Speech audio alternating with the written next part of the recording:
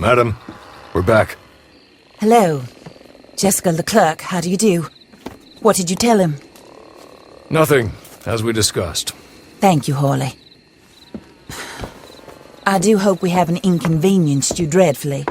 But seeing as you were due to be hanged in a week, I'm sure you don't object too strongly. I know you're innocent. Well, not perhaps exactly innocent, but not guilty of what you were accused.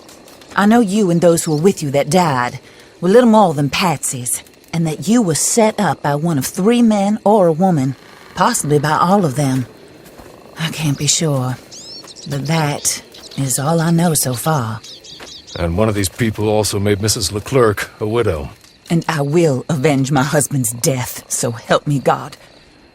But I will not avenge it upon them who did not cause it, or caused it unwittingly.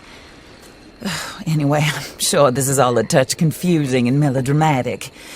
Where are my manners? Hawley, please show our guests to their tent and give them some fresh clothes to put on. Very good, madam. Then serve us both a little refreshment. Certainly, madam. This way. You'll find a change of clothes in there, alongside a few other items you might need, a lasso, a knife, and a lantern, I believe. That looks more comfortable. Hawley? Here, madam. Your very good health. I suppose it beats dying, Mrs. LeClerc's husband was murdered by one of his business partners. And I intend to find out which one. Or rather, I intend for you to find out. And kill them. You're the only person I could possibly trust to do whatever it takes. Because you and your accomplices, you're the only other victims of their lies still alive. You see, you walked into the town at approximately the same time my husband was shot in the back, but by another gun, firing different bullets to those you possessed when you were arrested.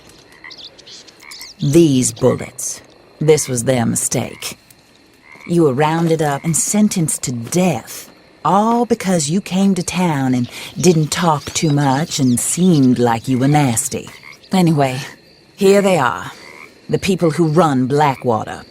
Mr. Jeremiah Shaw, banker, real estate speculator, and crook.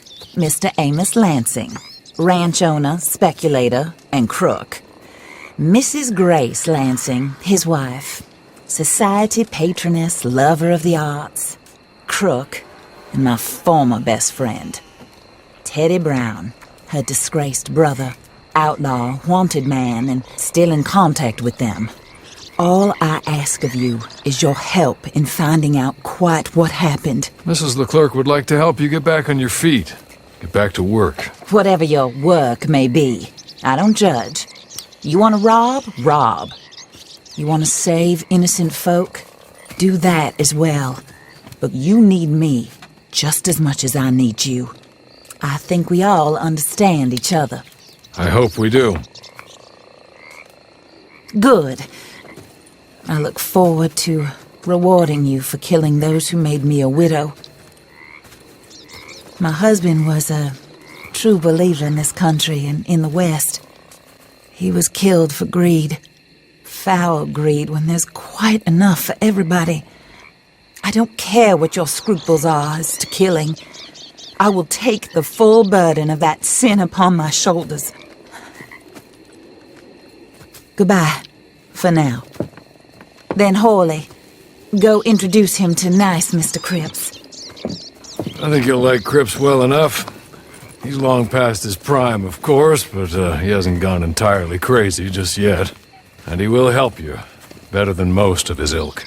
Cripps! Get up! Hello, partner. Hawley.